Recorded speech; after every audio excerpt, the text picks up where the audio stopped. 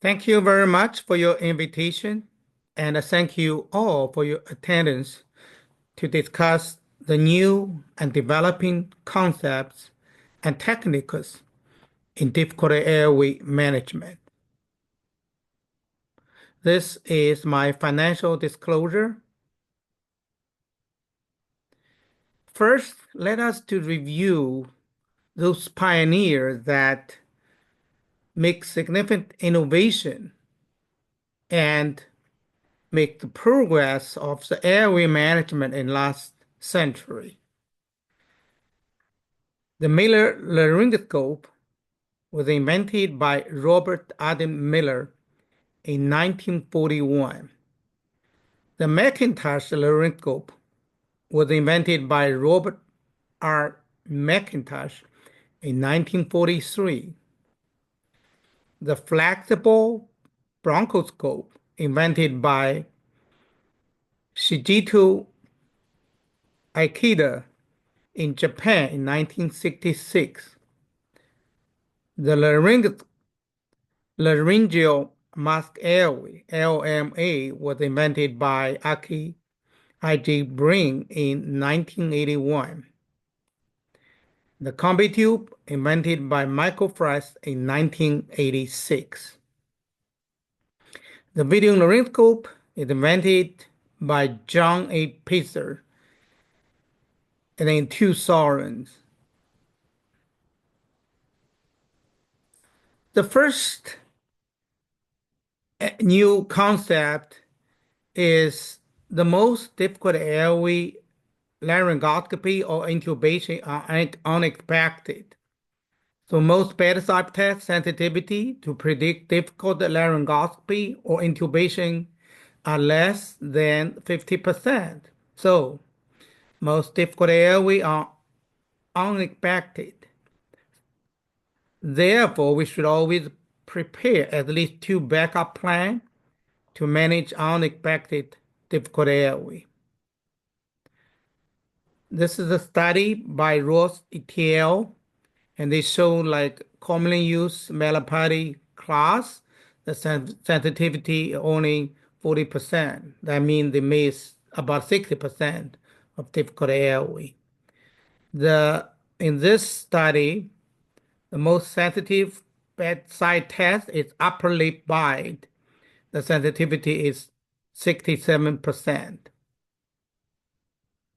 Now, the ultrasound has been used to predict difficult intubation. One of the study showed that higher mental distance measurement, if it's less than 3.99 centimeter, around 4 centimeter, it predicts the difficult intubation. And Dr. Yeo in China also published a paper show that using ultrasound to measure the tongue thickness can predict the difficult intubation. The sensitivity is 75% and specificity is 72%. The second concept is muscle relaxant use. The muscle relaxant increases the face mask ventilation success by threefold, increase intubation success by 11 to 13-fold. So muscle relaxing has been required before front neck, the emergent airway technique in difficult airway management guideline by DES. And the rocuronium versus succinylcholine actually is more preferred to rocuronium because it can be fully reversed by Sugammadex if you need to resume spontaneous breathing.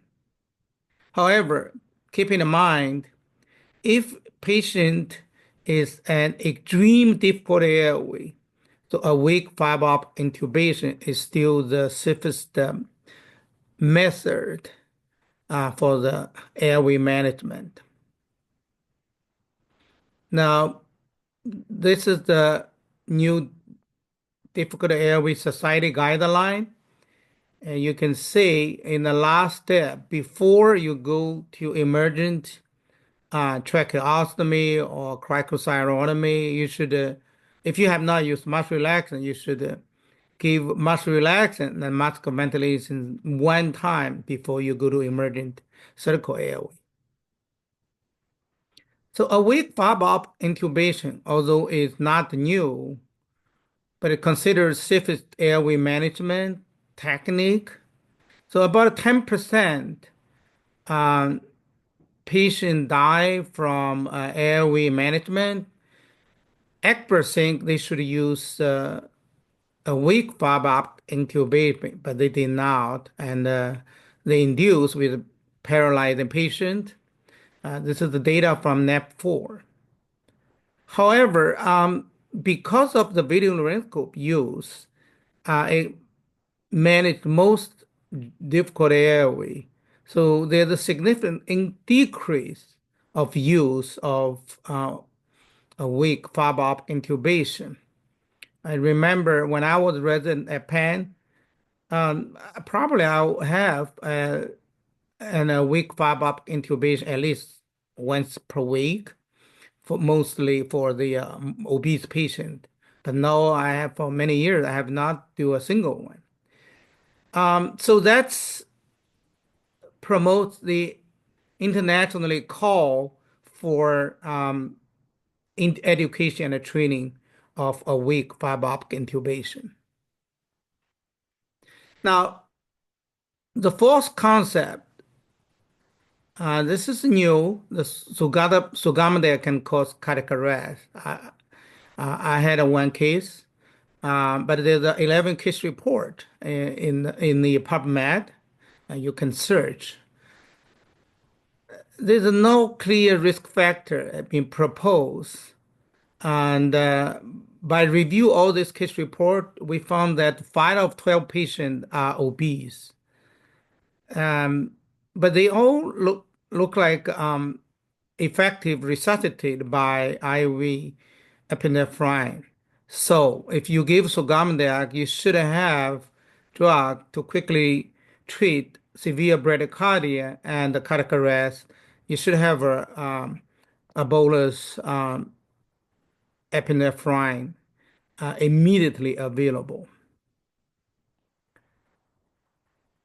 The next one is Sugamadex in emergent difficult airway management.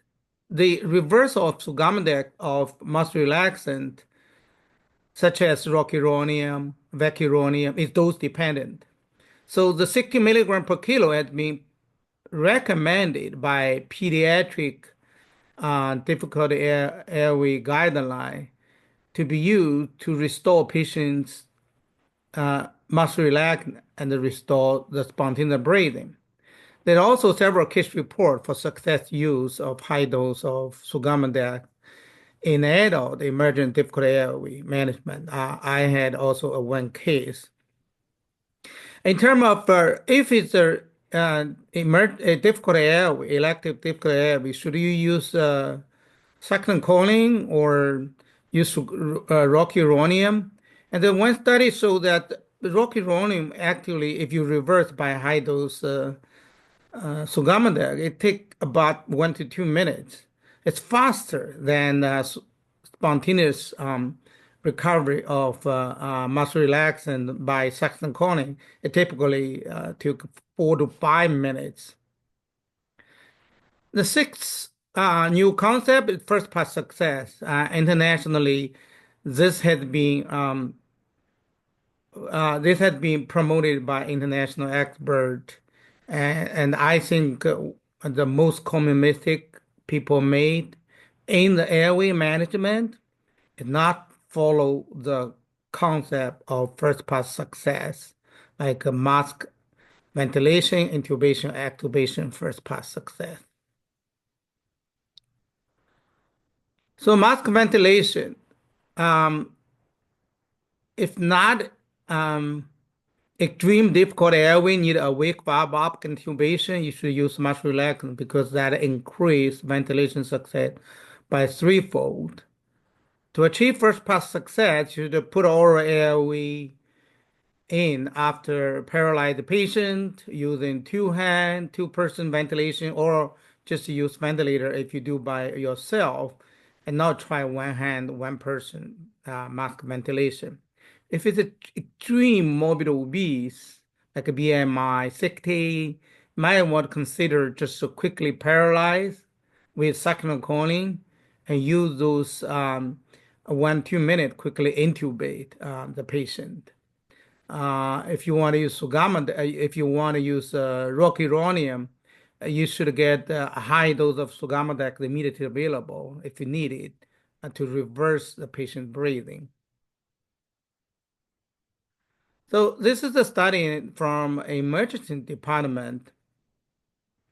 You can see that by after 3 attempts of direct laryngoscopy, the desaturation occur about a half of a patient. And also at least one adverse effect, that means complication, is more than 60%. That strengthens the use of concept of first pass success and try to avoid repeated DL and change a difficult airway to a field airway. Now, this is a study recently published. It's a meta-analysis. It's more than 3,400 patients, emergent airway management. And it has been shown the video laryngoscope is negatively correlated to surgical airway management and is positively correlated to first-time success tracheal intubation. So, is it the time we should intubate all patients with video laryngoscope? That has been promoted by many international experts, but I think that eventually will do. It takes some time to adapt this concept. So intubation first part success. So unless extreme difficult airway, you should use a weak fiber optic intubation, use muscle relaxant that increase intubation success by 11 to 13 fold, and use video laryngoscope. So the CMAC D blade has a higher angle, but that need a practice to take care of the angle. Need a 70, 80 time practice on average to getting familiar and the skillful on the CMAC-D blade. And also need a dilate the ET tube quickly to achieve FPS.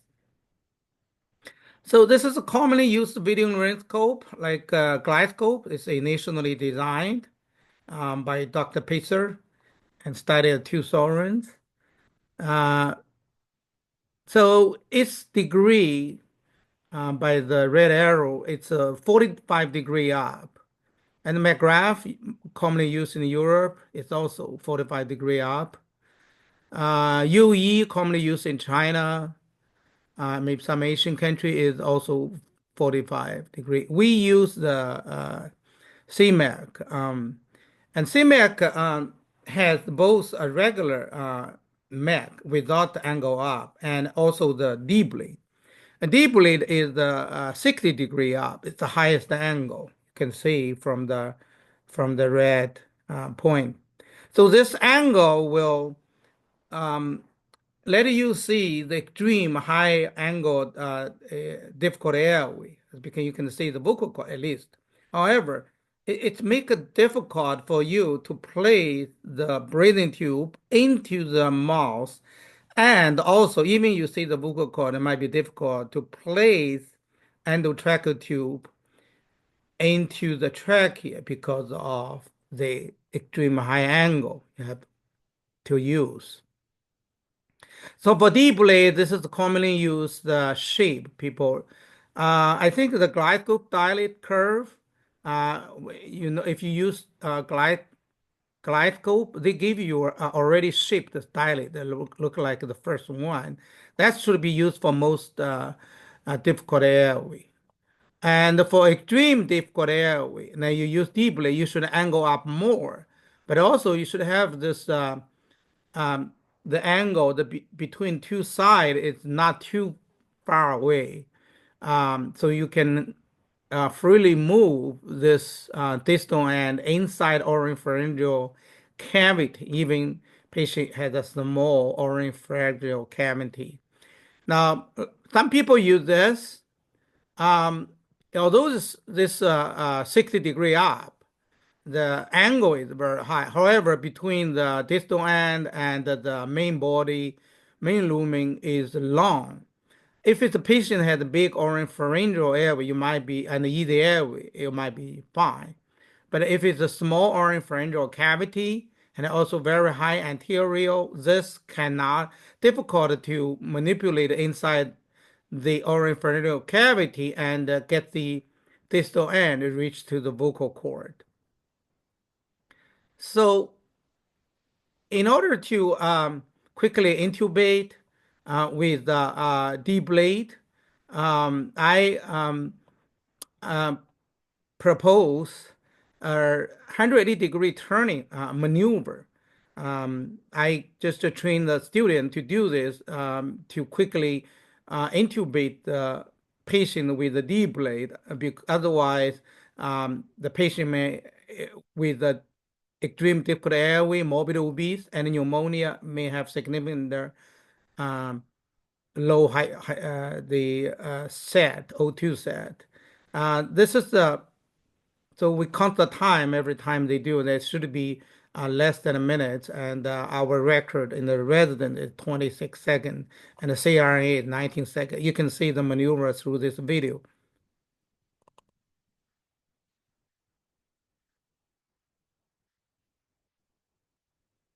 You want to pay attention to its flip a hand, and not at all. Lift your hand, 180-degree turn and pull.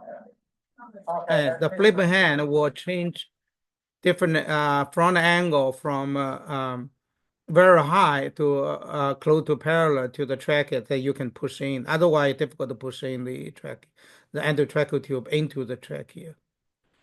So extubating FPS, you should make sure the muscle relaxant fully reversed and suction cooling or rocuronium immediately available in case there's a laryngeal bed.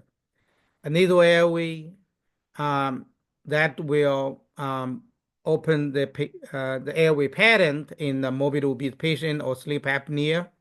Because all the airway complication on activation is airway obstruction.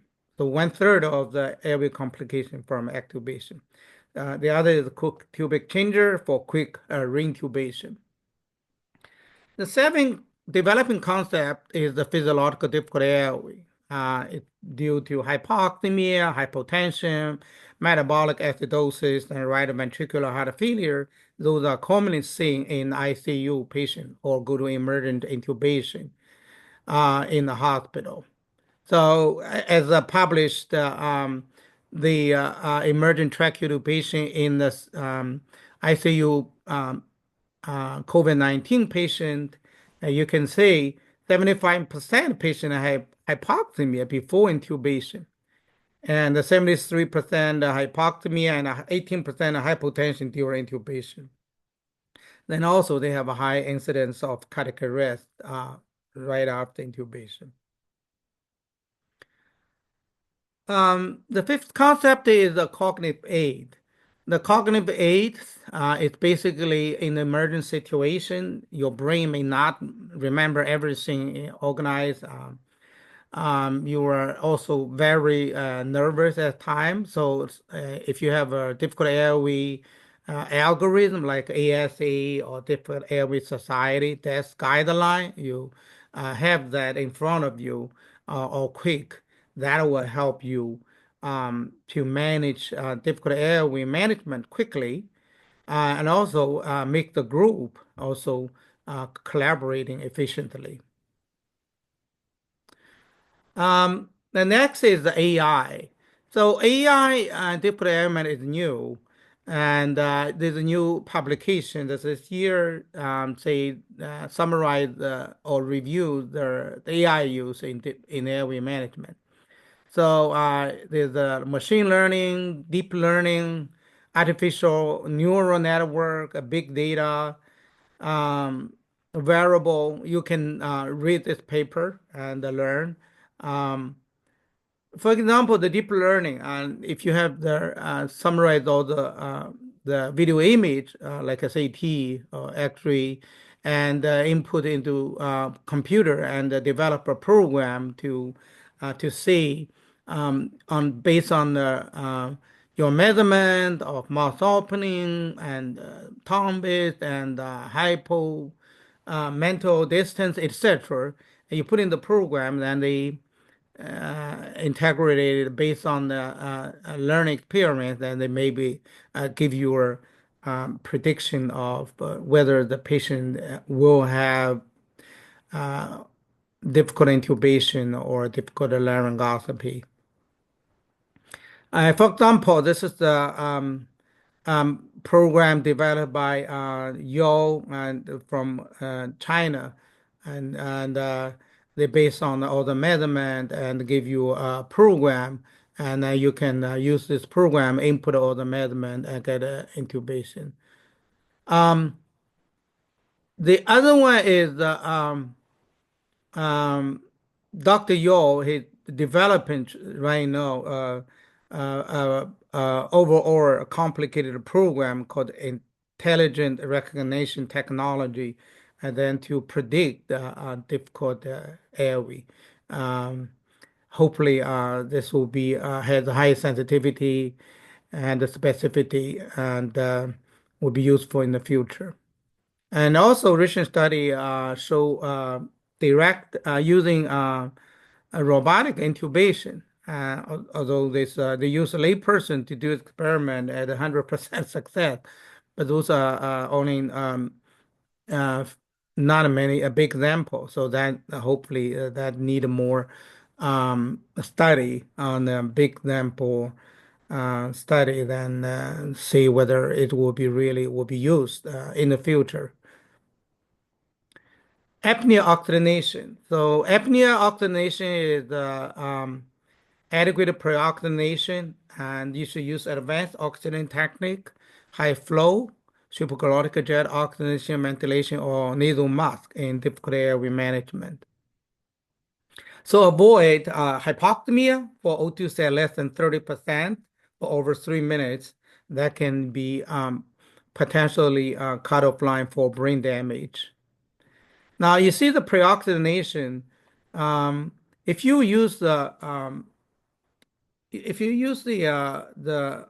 anesthesia machine brain circuit pre-oxygenation for 5 minutes, it's a long time, and you will remove all the nitrous in the alveolar and fill with 100% oxygen.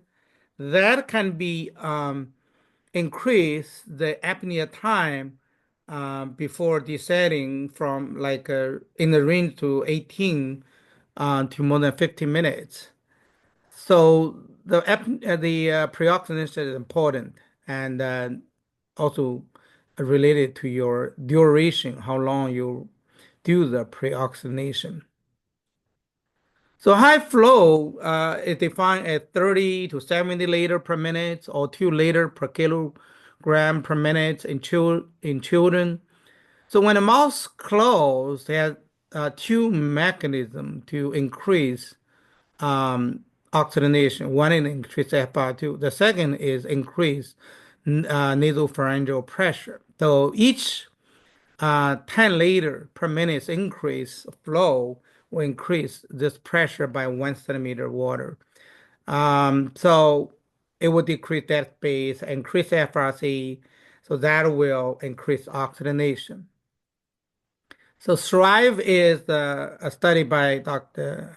Patel that in the ENT emergent airway, they show that using high flow, you can significantly increase apnea time in a paralyzed patient. Some individual can be up to 60 minutes. Most like around 20, you can have 27 minutes without a O2 set decrease. However, clearly, it not have ventilation. Uh, it's proportionally increased CO2 at the time during use of high flow. They don't High flow has no ventilation capability. Also, it need a mouth closed. This is the one study in pediatric. Um, so if you have a mouth closed, the apnea time can be 7.6 minutes. But if you have mouth opening, um, that that you mean you have a high flow, your apnea time is the 3. Oh, this is the related to the 100% oxygen and also 30% oxygen. The FR2 is important. Now, next one is the jet ventilation and the supraglottic jet oxygenation and ventilation, HOV. So there are three components of jet ventilation. One is high pressure gas source from oxygen tank. And jet valve is basically manually or automatically open valve. The open of the valve generate the jet pulses and jet nozzle. So anything with ID of 2 millimeter suction catheter or the Cook tube exchanger, they can be as jet nozzle. And the three feature. One is the opening system. So you have to keep it open, not like any single machine. You cannot do it. Because the eye, the second one is the high frequency, defined at over 60 per minute, and the low tidal volume, and they can be lower than anatomic death space in adult, can be lower than 150 ml. Because of the open system, it generates a Venturi effect. The Venturi effect will increase tidal volume, decrease FR2, and it has a varied airway pressure. Now, because of high frequency, it will increase air trapping. So it may generate auto PEEP. So be careful when you use in the COPD patient using high frequency jet ventilation and increase airway pressure that increase oxygenation. But it also increase PaCO2. So increase oxygenation but sacrifice the ability to for the CO2 elimination. So this is the Monsoon jet ventilator. We usually set up a frequency from 12 to 150 per minute, driving pressure from 10 to 25 psi. Although the maximum is 50 psi from the oxygen tank, but don't use too high. Above 25 is more complication than the benefit. IE ratio usually 30 to 40%. FR2 mostly is you set at 100%. Because of Venturi effect, even you set up 100%, a real FR2 may be in the alveolar, maybe just 50%. So monitoring is the big disadvantage of jet ventilation. FR2 basically open system, difficult to monitoring, heavy pressure, and anti-CO2. All this monitoring we typically use in traditional anesthesia machine. It's difficult to manage monitor in the jet ventilation because of the open system. Also, you cannot use inhalational anesthetic in jet ventilation. Although transtracheal jet CO2 has been recommended for the monitoring jet ventilation, I use it. It's not really accurate. So that's a major disadvantage. Three major complications. First is the barotrauma. As long we know the transtracheal jet is notorious for its barotrauma. And the second is the hypercapnia. Just usually when the frequency is too high, like more than 200 per minute. The third one is inadequate humidification. But for the short case, should be fine. For long case, you should set up a humidification on jet ventilator. So how do you prevent major complication during jet ventilation? Make sure you understand it. Keep it open, open, open system. Learn the jet ventilation in elective case. It should be used non-invasive jet ventilation if possible. A low driving pressure, less than 25 or no more than 30. Avoid extreme high frequency and humidify the jetted gases. So what's the clinical use of high frequency jet ventilation? The open system, you use thoracic surgery, such as for tracheal resection, rigid bronchoscopy, and in difficult airway management. For high frequency, primarily right now used in the EP lab for atrial catheter ablation of atrial fibrillation, AFib. And that has been increasingly used. And for the low airway pressure, although it has been proposed to use hypovolemia or shock patient, but not really widely uh, used now. So the technique of SGOV, supraglottic jet oxygenation ventilation, I propose it come from the idea that Michael Jackson died in 2009, and I'm thinking why we don't have every device that can quickly give patient oxygen, like after propofol infusion, and prevent hypoxemia by even by a lay person, not a medical personnel. So this is the also inspired me to develop HGOV technique. You can say this is the obese patient for upper GI endoscopy after propofol, and the O2 that dropped to less than 90%. I have to jet it through this HGOV to increase O2 set.